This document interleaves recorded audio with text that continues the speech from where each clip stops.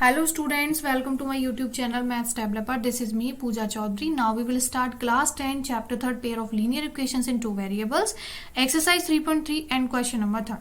Question 3rd के first and second part को student हम पहले सॉल्व कर चुके हैं. आप उस वीडियोस के लिंक को डिस्क्रिप्शन बॉक्स से ले सकते हैं. अब इस वीडियो में हम सॉल्व करेंगे थर्ड पार्ट इस क्वेश्चन का. सो क्वेश्चन है आपका form the pair of linear equations for the following problems and find their solution by substitution method. हमें यहाँ पे कुछ प्रॉब्लम्स गिवन है, मीन 6 टाइप के क्वेश्चंस गिवन है. उसके लिए हमें फॉर्म करनी है pair of linear equations and उनके सॉल्यूशंस हमें कैसे फाइंड आउट करने हैं by the substitution method. Okay, so आपका थर्ड यहाँ पे पार्ट है. The coach of a cricket team buys 7 bats and 6 balls for rupees 3800. Okay, cricket coach है जिसने 7 बैट एंड 7 बॉल्स खरीदी है. कितने रुपए की टोटल उसने कॉस्ट बताई है 3800 rupees. Later C wise 3 bats and 5 balls for rupees 750 rupees, sorry 1750 rupees.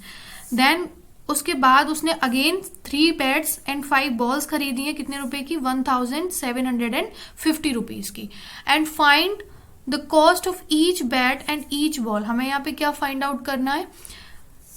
Cost find out करनी है each bat and each ball, यानी कि हर एक बॉल की पर बैट कितनी होगी कॉस्ट एंड पर बॉल कितनी होगी कॉस्ट. ये हमें यहाँ पे फाइंड आउट करना है. कौन से मेथड से students? By the substitution method. So पहले तो इसके लिए लीनियर इक्वेशन फॉर्म करेंगे. अच्छा, हमें यहाँ पे कॉस्ट गिवन नहीं है. जो चीज गिवन नहीं है उसे हम क्या करते हैं? लेट कर लेते हैं. स्टूडेंट्स, अभी तक आपने मेरे चैनल को सब्सक्राइब नहीं किया है तो कर लें एंड प्लीज मेरे वीडियोज को लाइक एंड शेयर करें and press on the bell icon to get daily updates. So हमें यहाँ पे जो गिवन नहीं है उसको लेट करेंगे. कॉस्ट हमें गिवन नहीं है बैट की एंड बॉल की, सो वही लेट करेंगे. सॉल्यूशन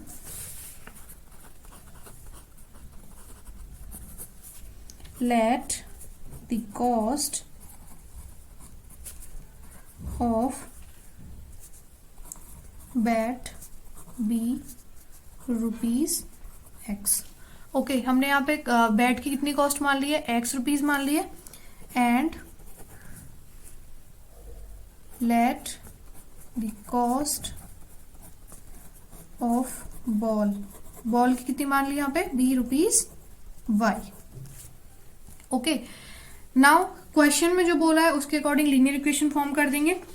तो क्वेश्चन में बोला है the coach of a cricket team buy 7 bats and 6 balls for rupees 3800 rupees. Okay, यहाँ पे ये बोल रहा है कि एक क्रिकेट कोच ने 7 बैट्स खरीदे एंड देन 6 बॉल्स खरीदे हैं. कितने रुपीज के लिए? 3800 रुपीज के लिए. सो यहाँ पे हमने कॉस्ट कितनी मान ली है? Per bat x and per ball कितनी मान ली यहाँ पे? वाई. देन नाउ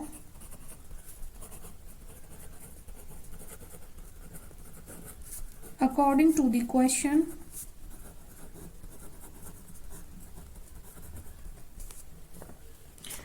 आपके पहले कितनी है? 7 बैट्स हैं. यहाँ पे हमें क्वांटिटी पता है लेकिन प्राइसेस नहीं पता. अगर हम क्वांटिटी में प्राइस का मल्टीप्लाई करते हैं यानी कि इसकी कॉस्ट का मल्टीप्लाई करते हैं तो हमारे पास बैट की टोटल कॉस्ट आ जाएगी. एंड देन ऐसे ही 6 बॉल्स हैं यहाँ पे गिवन, तो आपकी इस क्वांटिटी में हम बॉल्स की कॉस्ट का मल्टीप्लाई करेंगे तो हमारे पास बॉल्स की टोटल कॉस्ट आ जाएगी. तो हमने यहाँ पे कॉस्ट क्या मानी है? एक्स मानी है फॉर बैट एंड वाई मानी है फॉर बॉल. तो यहाँ पे हम क्या करेंगे? 7x, यानी कि ये आपकी क्वांटिटी होगी बैट की और ये आपकी कॉस्ट हो गई. तो इससे आपकी क्या आएगी? टोटल कॉस्ट आएगी किसकी? बैट की. देन प्लस अब हम यहाँ पे गिवन है 6 बॉल्स, यानी कि 6 क्वांटिटी गिवन है बॉल्स की, उसका मल्टीप्लाई करेंगे बाई कॉस्ट. इससे हमें क्या आएगा? टोटल कॉस्ट आएगी किसकी? हमारे पास बॉल की. तो ये आपकी होगी 6y इक्वल्स टू कितने रुपीज की खरीदी उसने? 3800. सो ये आपकी हो गई फर्स्ट इक्वेशन. नाउ सेकंड बोल रहा है 3 bats and 5 balls for rupees 1750, यानी कि उसने अगेन खरीदा है 3 बैट्स खरीदे एंड 5 बॉल्स खरीदे हैं 1750 रुपीज के. तो इसके लिए भी सेम इक्वेशन ऐसे ही बन जाएगी. 3 बैट्स यानी कि 3x यानी कि quantity into cost plus again ball की quantity that is 5 and cost is y equals to 1750। ये आपकी हो गई सेकेंड इक्वेशन। नाउ हमें यहाँ पे x की वैल्यू फाइंड आउट करनी है ताकि हम उसे किसी भी इक्वेशन में रख के y की वैल्यू फाइंड आउट कर लें। सो फ्रॉम इक्वेशन 2 हम सेकेंड इक्वेशन ले रहे हैं यहाँ पे।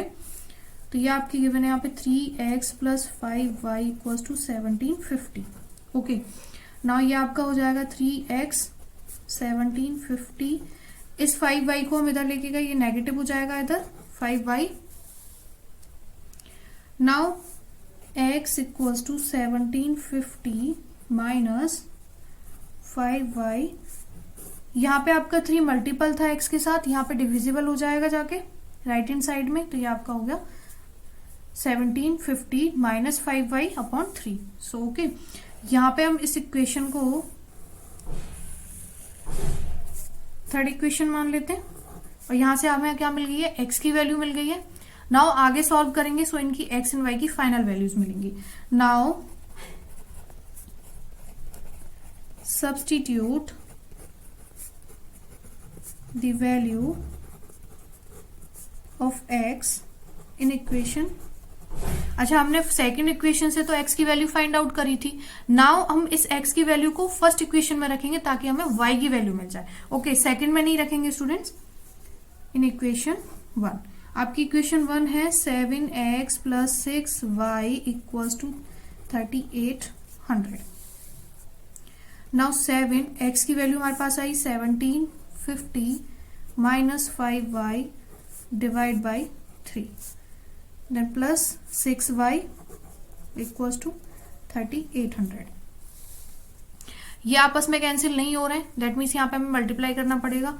सो 7 का अगर मल्टीप्लाई करें 1750 में तो ये आपका आएगा 12,250 माइनस 7 इंटू 5 ये हो जाएगा आपका 35y then upon 3 plus 6y equals to 3800। Now हमें 6 का कोई भी डिनोमिनेटर गिवन नहीं है, तो यहाँ पे एलसीएम लेने के लिए हम इसका डिनोमिनेटर 1 मान लेंगे। तो नीचे आपका क्या आएगा एलसीएम 3।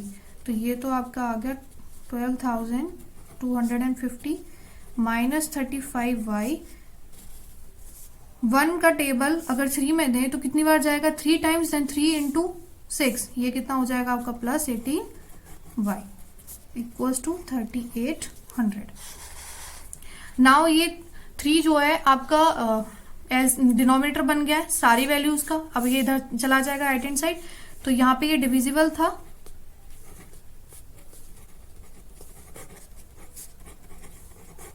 यहाँ पे जाके क्या हो जाएगा मल्टीपल।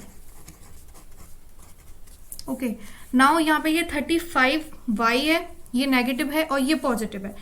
तो 35y में से आपका 18 अगर माइनस करते हैं तो ये आपका आएगा माइनस 17y। नेगेटिव का आएगा क्योंकि यहाँ पे आपकी नेगेटिव की वैल्यू ज्यादा है, that is 35y equals to अगर इन दोनों का मल्टीप्लाई करें तो ये कितना आएगा आपका 004, ये आपका आया okay 11,400। Now minus 17y equals to 11,400। आपका ये 12,250 इधर शिफ्ट हो जाएगा, तो ये यहाँ पे पॉजिटिव है, यहाँ नेगेटिव हो जाएगा। तो ये आया आपका 12,250। नाउ ये माइनस 17y है। छोटी वैल्यू में से अगर बड़ी वैल्यू माइनस करते हैं तो आपका नेगेटिव साइन आता है, तो यहाँ पे आपका माइनस होने के बाद कितना आएगा 850। माइनस से माइनस कैंसिल हो जाएगा क्योंकि दोनों ही साइड माइनस साइन आ रहा है, तो यहाँ पे आपका y equals to 850 divide by 17। Okay, then आपके पास y की वैल्यू कितनी आएगी यहाँ पे, अगर 850 में 17 का डिवाइड करते हैं तो ये आपका आएगा 50। नाउ हमें y की वैल्यू मिल गई है। इस y की वैल्यू को हम रखेंगे इन इक्वेशन थर्ड ताकि हमें x की वैल्यू मिल जाए। सो इक्वेशन थर्ड है आपकी x equals to 1750 minus 5y divide by 3। Okay, so यहाँ पे पहले ऊपर लिख लेंगे, now put the value of y in equation third. हमने इस इक्वेशन को थर्ड माना था। Now x equals to 1750 minus 5, y की वैल्यू अभी हमारे पास कितनी आई 50 divide by 3, then x equals to 750 minus 5 into 50 कितना आ जाएगा आपका 250 divide by 3। Now x equals to ये आपका 250 माइनस होगा यहाँ से, तो ये आएगा आपका 1500 डिवाइड बाय 3। सो x की वैल्यू यहाँ पे कितनी मिली हमें 500। x एंड y दोनों की वैल्यूज आ गई हैं। आपकी y की आई थी यहाँ पे 50 एंड x की कितनी आई 500। सो ये लिख लेंगे, hence x equals to 500 and y equals to 50। Okay, so ये था आपका third part in question number third of exercise 3.3। अगर आपको कोई भी डाउट है इस क्वेश्चन के रिगार्डिंग, आप प्लीज कमेंट बॉक्स में पूछ लें। Thank you students.